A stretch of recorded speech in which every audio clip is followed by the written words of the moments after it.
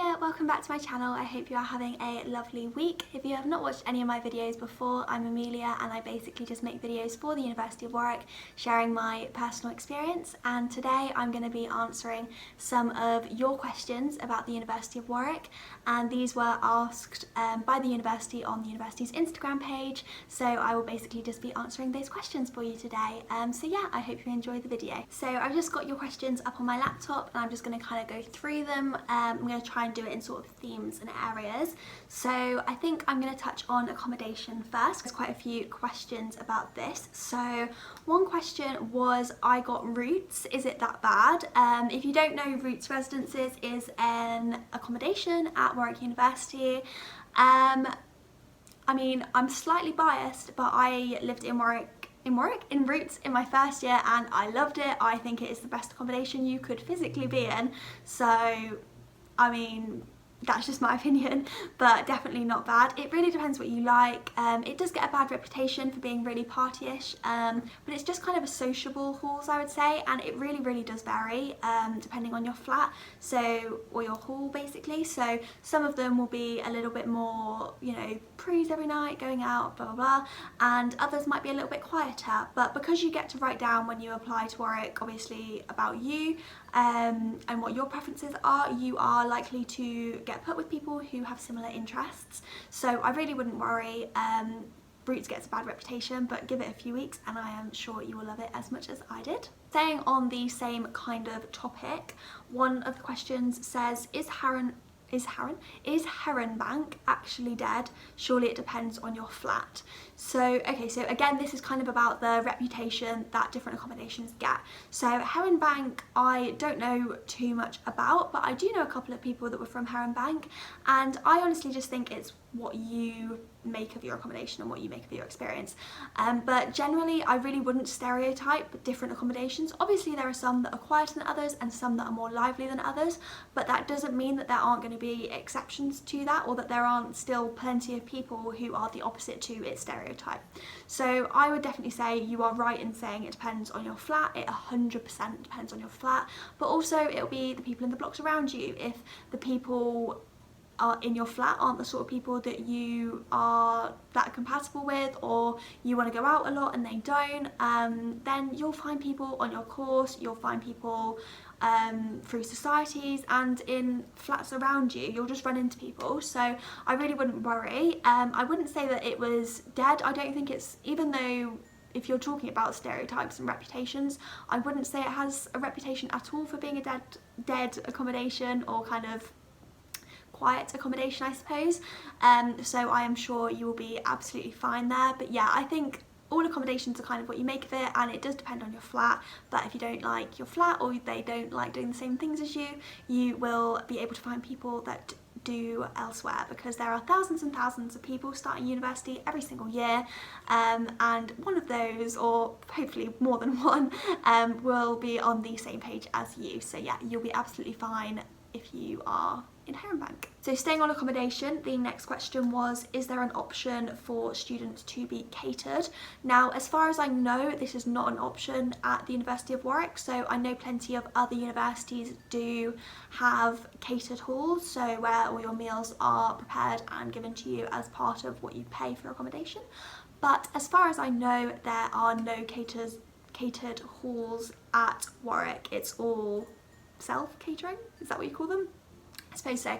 But yeah, you do your own cooking, you've got your own kitchens, and in my opinion, I think that's better that way. It's a lot more independent, kind of like a stepping stone into adult life. So yeah, no catering halls, I don't believe, but learn to cook. There's also just a quick question about Wi-Fi, which I suppose is kind of related to accommodation, and it says, is the Wi-Fi a good speed? So obviously I've just graduated from uni, so first year was a couple of years ago now, but I do not recall ever having a problem with the Wi-Fi. I think it's pretty fast. I mean, it would have to be. You've got thousands of students living in halls, and you've got the Wi-Fi that obviously has to cover like the library, all all of the university basically. But yeah, I do not remember ever having a problem with the Wi-Fi. I don't recall ever having to like switch to my 4G or anything like that. So yeah, I would definitely say don't worry about that. That is one thing the university have definitely got covered in my opinion. This next question is also related to kind of the stereotypes and reputations of the accommodations. So this one says, everyone talks about how Roots is the funnest accommodation, but how are the others? Now, obviously this is kind of going back into the stereotypes thing, and places like Roots are considered a little bit more fun and a little bit more lively. But I wouldn't say, you know, one accommodation in particular is known for being really not that way inclined. I think some places such as Bluebell are known to be a little bit more on the quieter side, but it really does depend on your flat, I think. As I kind of said before, you know, you just have lively flats and slightly quieter flats, and hopefully you'll be matched with people that are quite similar to you, so I really would not worry too much. I would say that Jack Martin, Arthur Bick and most of the other ones on campus are pretty sociable. Heron Bank and Lakeside, I think perfectly fine. Sherborne, they're known for having quite a few like parties and stuff. I think they're quite more on the lively side. I don't know that much about Westwood. I know a couple of people that live there, but I don't really know whether it's particularly lively there. But yeah, I would say don't worry too much. If you're looking for somewhere that is more on the lively side, obviously feel free to message me on the Warwick platform and I can give you a little bit of an insight into what the different accommodations are like if there are particular ones you have questions about.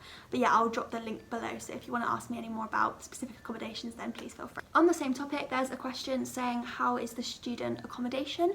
I obviously can't really compare to other universities too much. I did go to see a lot of universities when I was looking. I think I went to see about 10, literally dragged my mum up and down the country, not really sure why. But yeah, I went to see quite a lot and the accommodation is quite similar everywhere in a way. But some of them are more like houses, which isn't really so much the case at Warwick, or not the accommodations that I've been in anyway. They're kind of like very much hall settings, which I think is really nice. But yeah, I think generally it's really good accommodation, wouldn't really have anything to criticise it on. It's got a really good range of prices, whether you want to be paying, I don't want to say anything wrong, but like 80 a week or 180 a week. I think they vary massively, so you can really choose something to suit your budget, which is great. But yeah, I think there's something for everyone, and I'm pretty sure you'll probably end up happy where you are. And if you're not, then there is the option to change after the first 3 weeks. You can apply to get moved to a different accommodation block, so there's always that backup, but I don't think many people ever really need it, and I'm sure you'll settle in fine regardless. But yeah, I would say the student accommodation is really good. It's also really, really central.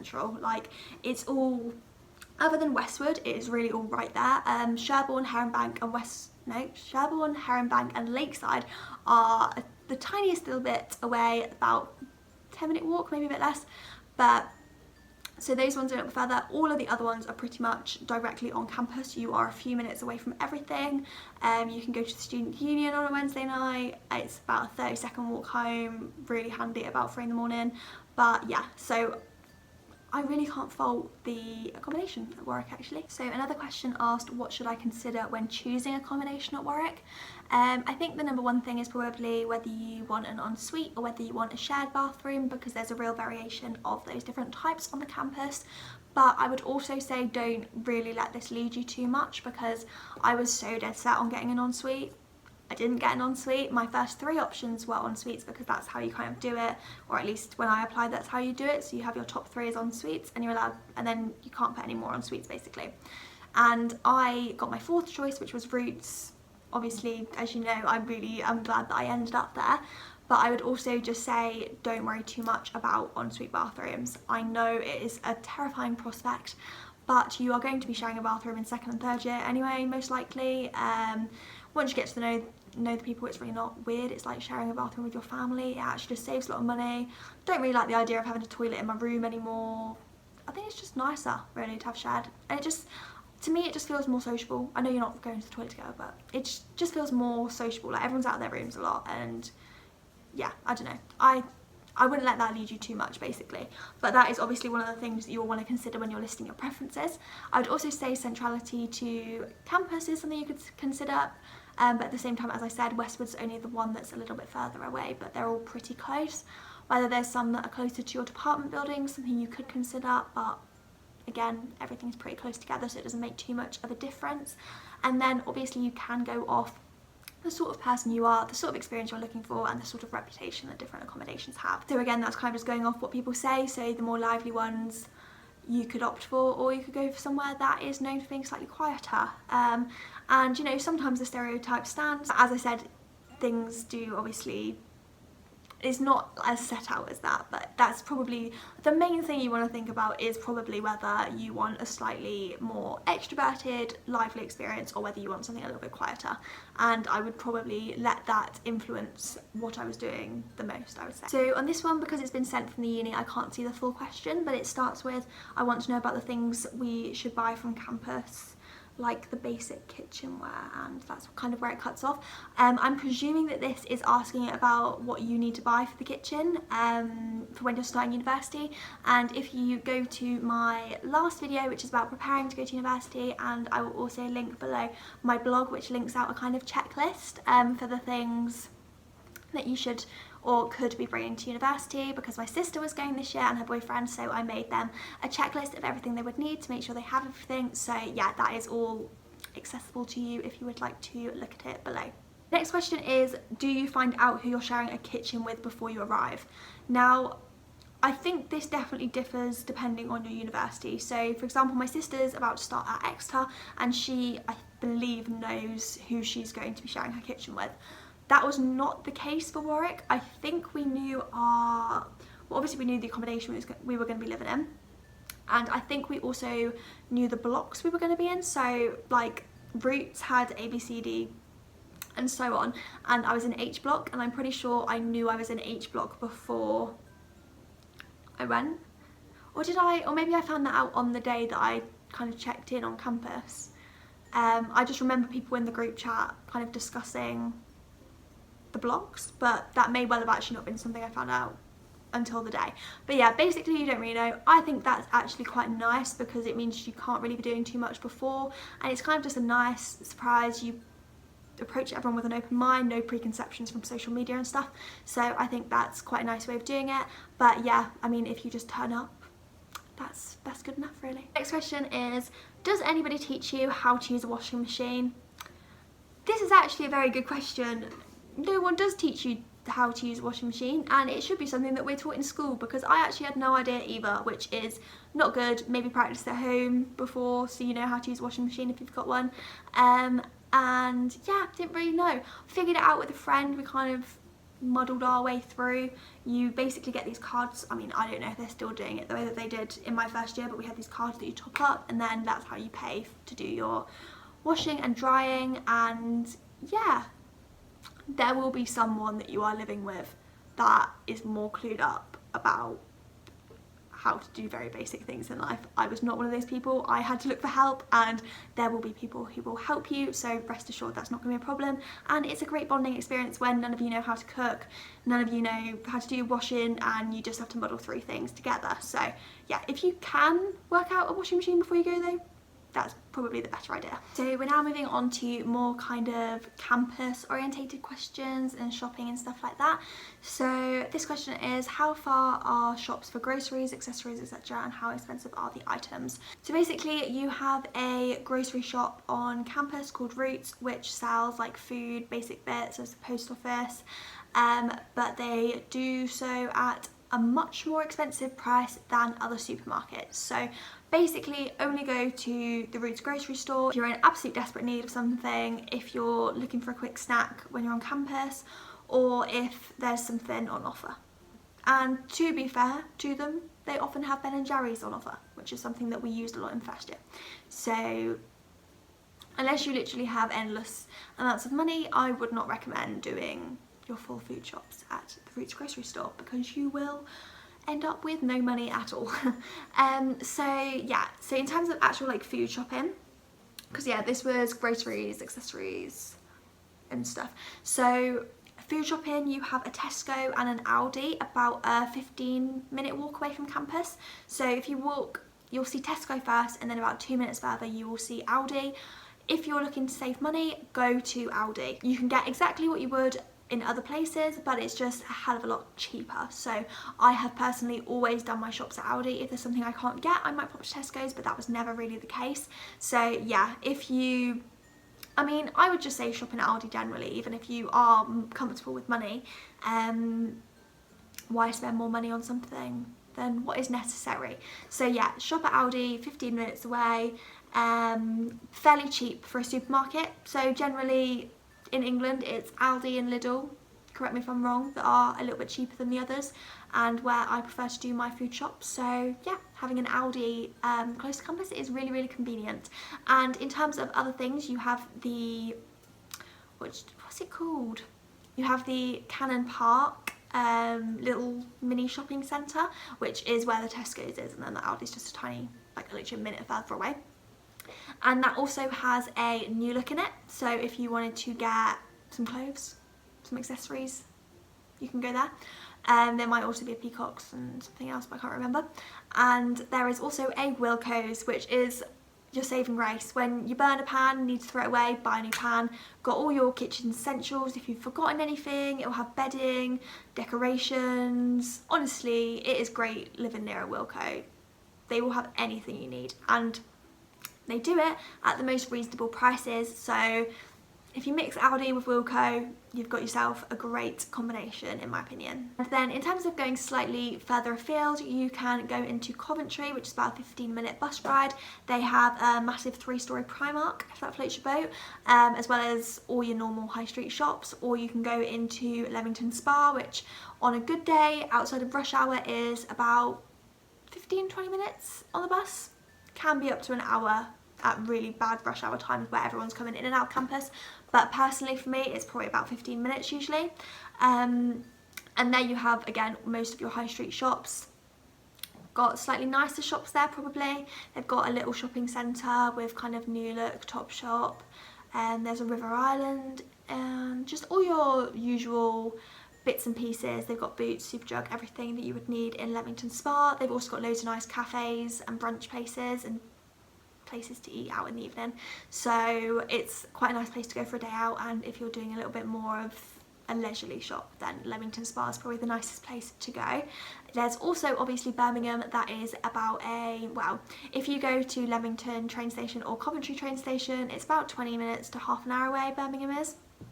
And obviously you've got the massive Bullring there, you've got loads of shopping. So if you want to do shopping, then go to Birmingham, because they will have everything that you could possibly need.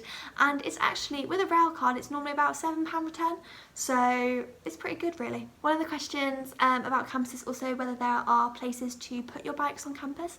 And to this, I believe that there is. I don't know anything about it, but I'm pretty sure that there are places to leave your bikes. There's also bikes that you can use on campus, so you know those ones you can like get and then you can drop them off at loads of different places. It has those. I know nothing more about this, so sorry I couldn't be more of help. And then the next question is a really nice one.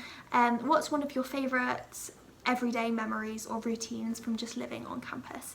And this is a lovely question because I feel like it actually really captures what it's like to live on campus. Everything is just a really nice routine and everything's on your doorstep, and it's like having a town just full of students right there on your doorstep. So yeah, it's really just nice to have that routine. I think for me, probably, you know, walking a couple minutes, leaving your room about 2 minutes before your lecture starts, going to your lectures, coming back and just being able to catch up with everyone being, you know, in the kitchen or in their rooms, but everyone had their rooms open. You can just pop in and see everyone, and you think you're just popping in for a quick chat and you end up sitting on their floor for about 4 hours and have achieved absolutely nothing with your day. And then, yeah, I don't know, and then in the evenings you got your different nights out for the different days. In first year I loved Casbah Monday and Fridays, which is in Coventry. Then you've got the student union nights on the Wednesday, and you can also go into Leamington on a few of the other nights, so you can mix it up a little bit. And yes, so that was obviously a really nice routine to have. We had the different places we went to on different nights, and it was all quite like, I don't know, it was a nice routine to have. But also the nights where we didn't go out and when there was good TV on. So say like I'm a Celeb, Love Island, your classic kind of English TV's on. If you're going out, we'll maybe pre with it on the background, turn it into a bit of a drinking game.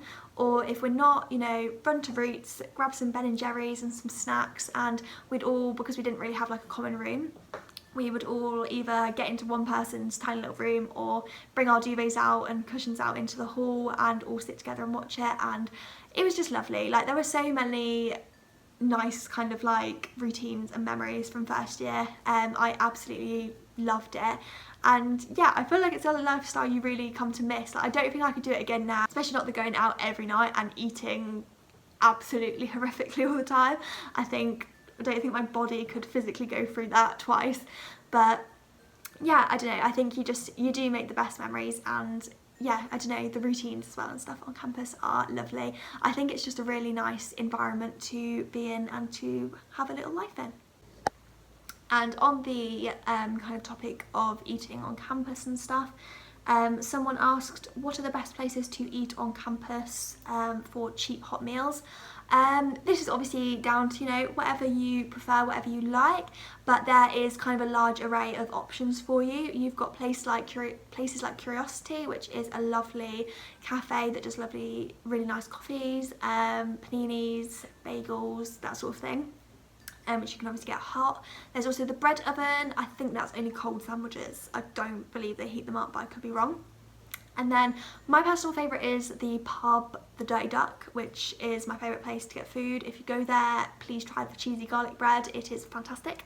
And yeah, they just do normal pub food and it is cheap. So basically all the food across campus is pretty cheap. I wouldn't say the coffees and drinks are, but in terms of food, it is very affordable. Curiosity, less so, but places like the Dirty Duck where you get a full meal, it's pretty good going price-wise, because you can get a big pub meal, and we're talking like £5-6 for that, which is obviously considerably cheaper to what that would be like off campus. So yeah, but there are loads of places. That's just to say a couple of my favourite ones, but yeah, there is, try everything and I'm sure you will figure out what you like the most, but there is loads and they are all really, really cheap.